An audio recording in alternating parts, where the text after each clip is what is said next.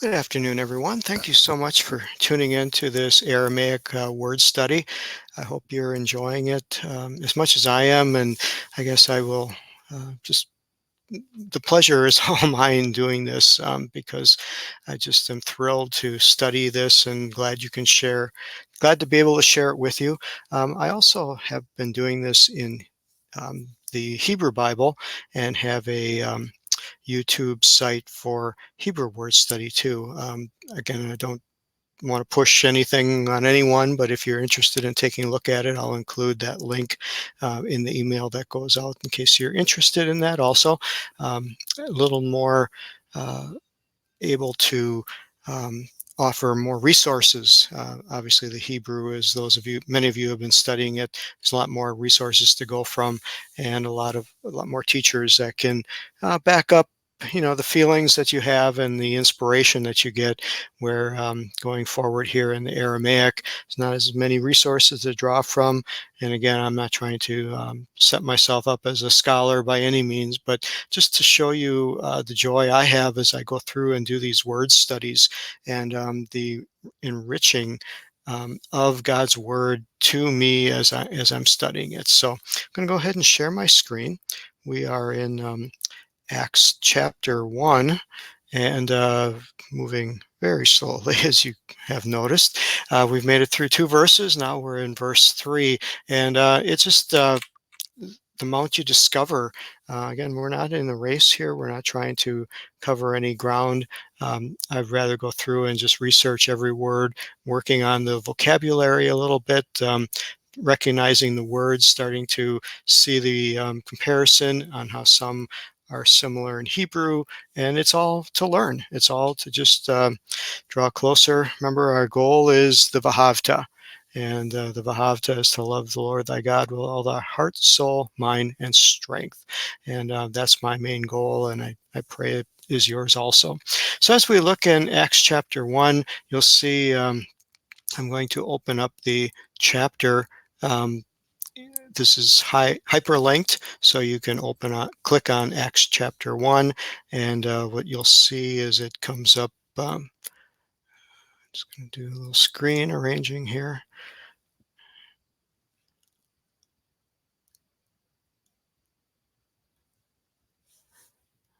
Okay. So it comes up with the translations of the Etheridge, Murdoch, Lamsa, and then the King James Version. So it gives you plenty of opportunity to look at it. And again, I'm not trying to translate. I'm just trying to take the words that are there and look at the options that the translators had. I don't know any of the translators. I have a little history on Lamsa. He has an active website, and there's a Dr. Rochi who has kind of picked up for him. Very interesting man. Obviously had great passion for creating the translations and for the Aramaic Word of God.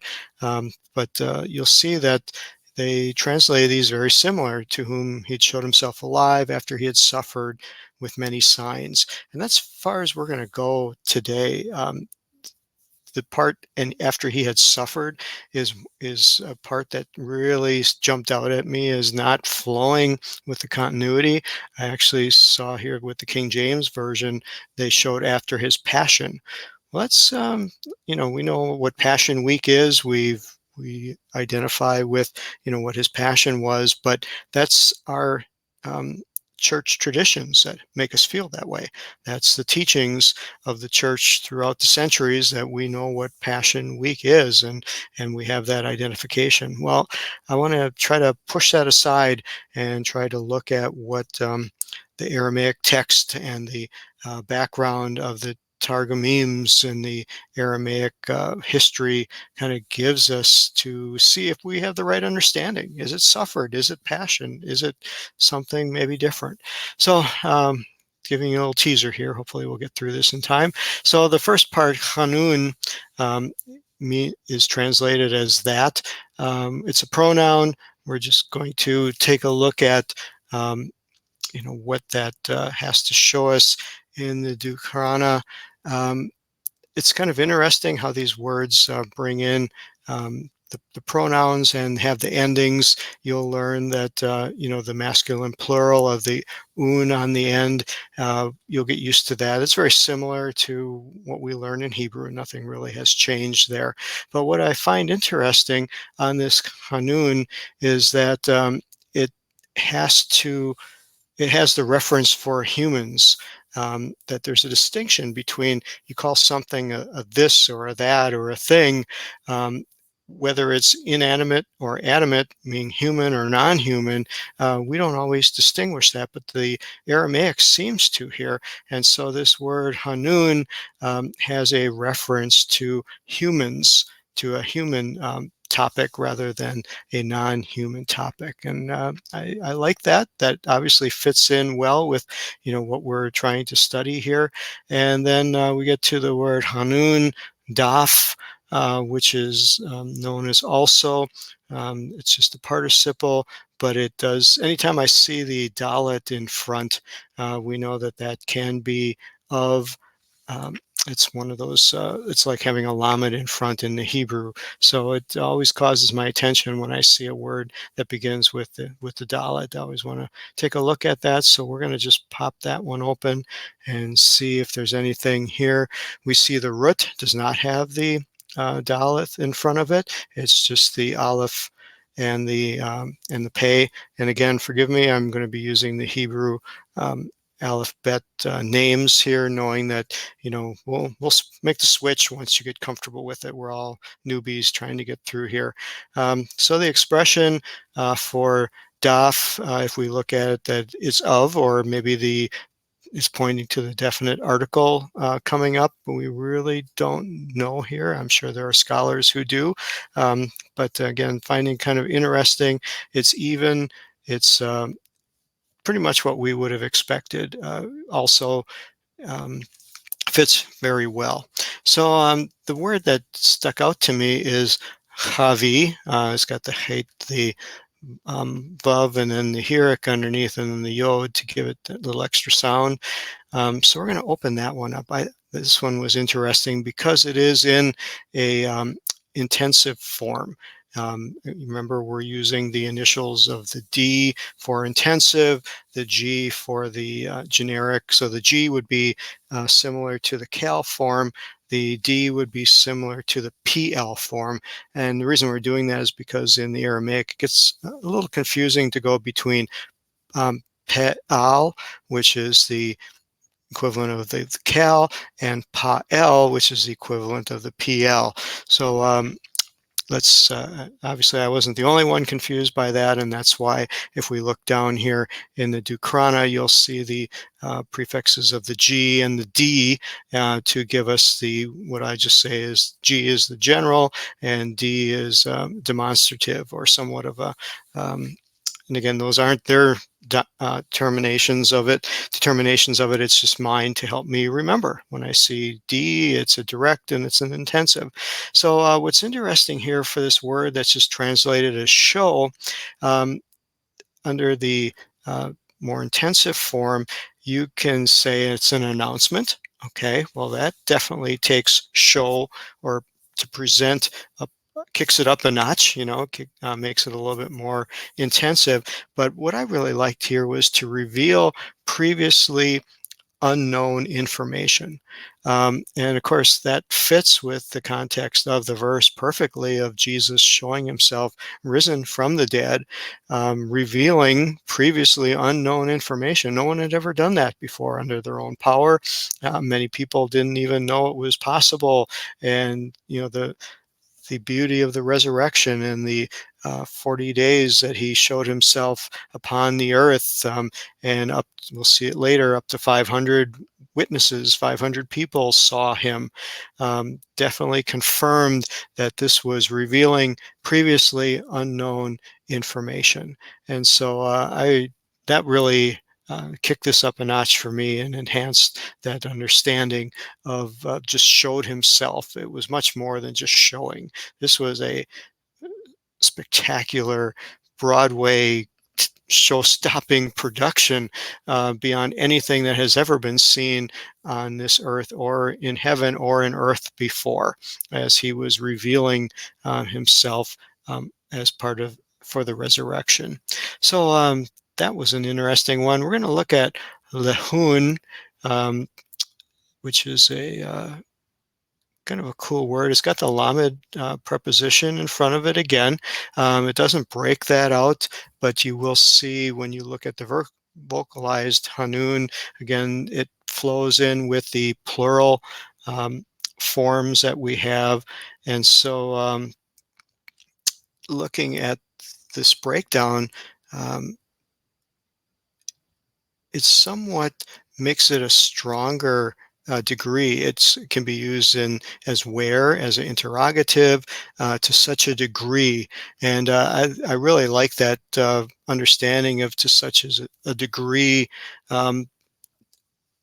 this way. And also, if you look at the text here in the description, it says that the Syriac may be combined with an enclitic pronoun like with main for from as to where is he from. So it just gives, and we don't, the main isn't connected here, but we see that this is a stronger degree of description. And again, it fits with what's happening, fits with what's happening perfectly. So now it gets very interesting.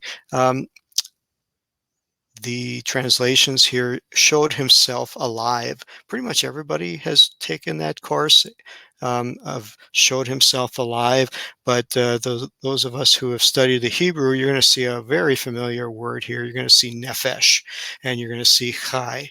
And so both very common words in Hebrew for nephesh being soul, being spirit, can be wind. It ties in very strongly with ruach, and but the nefesh here, I think, just takes it a little bit deeper level. So we're looking at that he's showing himself, and what's the whole purpose of this verse?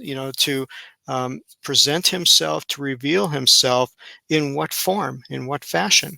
Well, remember, we are body, soul, and spirit. Jesus was body, soul, and spirit. We find references throughout the scriptures that definitely use that verbiage, so we're not wrong to apply that to Jesus. And I think this helps us see what happened in the resurrection, what happened to the body, what happened to the spirit, what happened to the soul. Um, Maybe we won't get any answers, but we're going to at least be able to study the words that are given to us. And so we see this word that is translated as himself, and it's often done that way in the Old Testament Hebrew Bible also, where instead of they'll say that his soul did this or his soul did that, which I think is really a neat way of helping us to break out of the traditional paradigms, the traditional mindsets that we have of reading these words and not being moved by them. But when we put them into a word that more closely resembles their original language counterpart, it helps us to just take notice of it. There are some people I've met that talk about that way. They talk about a person as a body, um, this and reference a person as a body rather than as a person, or reference them as a soul. Used to be in the olden days, that was very common to speak that way. That's why I'm a little surprised the King James Version didn't incorporate that. But it would have just added a little bit more flavor to it. So here we see this word for nafshe, uh, nefesh in Hebrew, and the word for chai, which is life. And so why is it necessary to say um, soul, nefesh, and chai? Well, aren't they the same thing? Um, or is the scriptures, the writer here, trying to give us a little bit deeper insight that on when Jesus was walking on this earth, what did they notice about him? What was important what was important to back up the gospel message? My readings show me, and historical references, is that once Jesus rose from the dead, the main topic that the Apostolic Church, the Christian Church, preached about and dwelt on was not his death and not his burial, but his resurrection.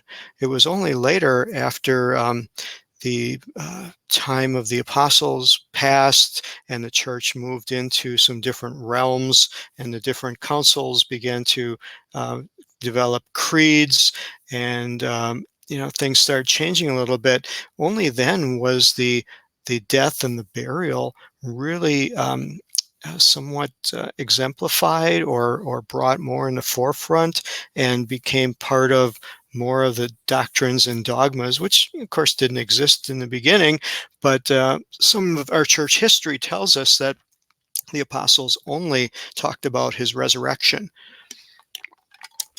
I think it was, because the obvious fact is many people were crucified and many people were buried, but only one rose from the dead.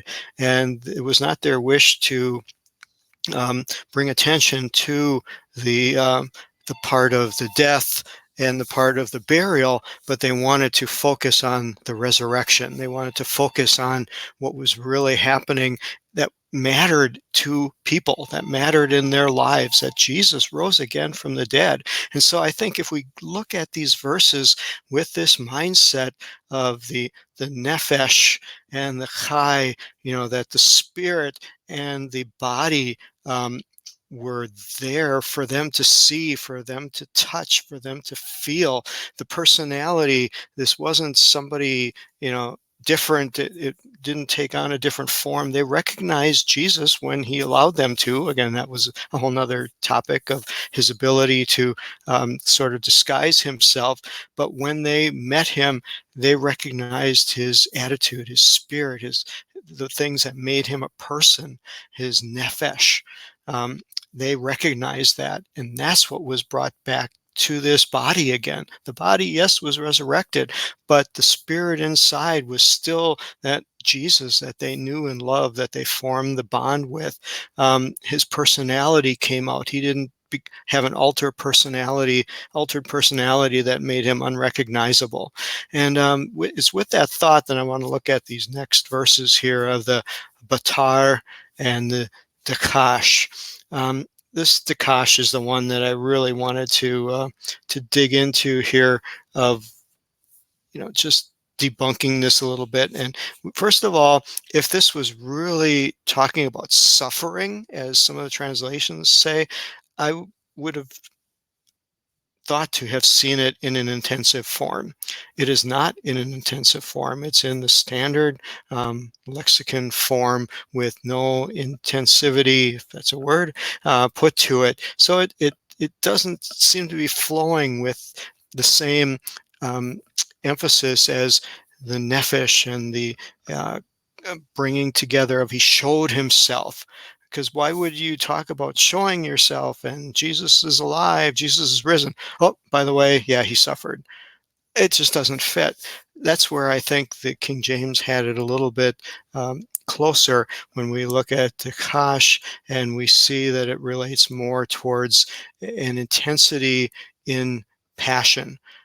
So let's just look into our Dukrana, take a look at what it's talking about here. Um,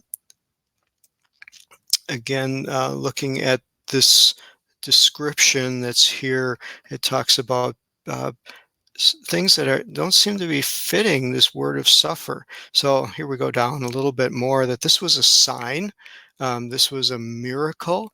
Um, Again, very different indications than what the translators chose. I think sign and miracle and distinctive characteristic fits so much more in line with the context of this verse rather than suffering does. That passion is closer. This was a miracle, an unbelievable wonder. This was a distinctive characteristic, which could be assigned as his passion. No one else rose again from the dead. This is what he symbolized. This became the symbol of what made Christianity different than anyone else. And so this is where it's just kind of interesting here with the Dukrana, spelling this out in somewhat of a different way. and how they have the choices of to feel or to suffer. We're going to take a look at Marcus Jastro's here for a moment. I really like to look at his um,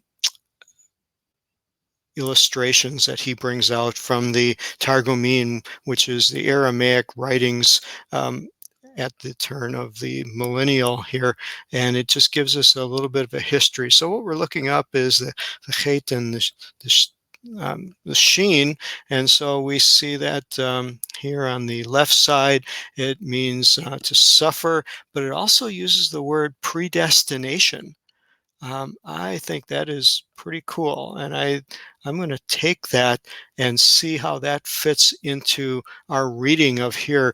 That he we know he was predestined to go through his life, to give his life a sacrifice, and I really like that his predestination, the um, final purpose and plan for which he came to this earth, and the plan that God had for us was not happenstance, but this resurrection, this revealing, was all part of this plan um, that God had for us. And I think that's a much better translation of this word, Dakash.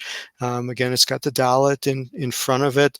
Still learning all what I can do with that. I hate to just blatantly assign of or a you know, uh, direct object marker every time I look at it. But it is really cool to have these options and see this enhance my understanding and our understanding of these verses. And so that this grand presentation of his essence, which was his plan for us, the predestination of his life being given, was this great sign. Here we see the Batar and the Bat Fatah brought in again. Again, cool words. Just love to look at those, and we will close after we look up this Bat Fatah and investigate that a little bit further. Trying to find a hyperlink here.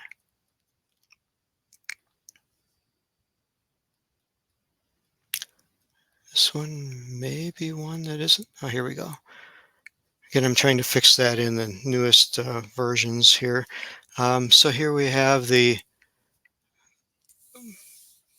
Bhatvata. We see it breaks down to a ta.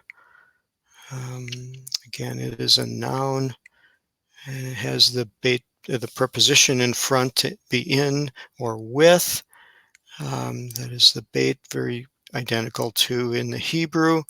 And again, we see basically the same type of words coming up often here of a sign, a miracle, a distinct characteristic.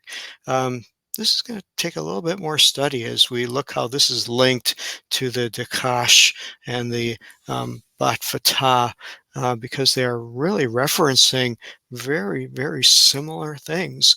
And I don't know if it's for emphasis, which would certainly make sense, because again, we're talking about the greatest occurrence in all of time, all of the universe, all of the world of Jesus' resurrection. And so, with that thought, I'm going to leave that with you. I hope you see the beauty in the Aramaic language, the way I am just being enthralled and enthralled by it. And I pray that it encourages you and helps you fulfill the Vahavta in your life. So, God bless you and have a wonderful afternoon.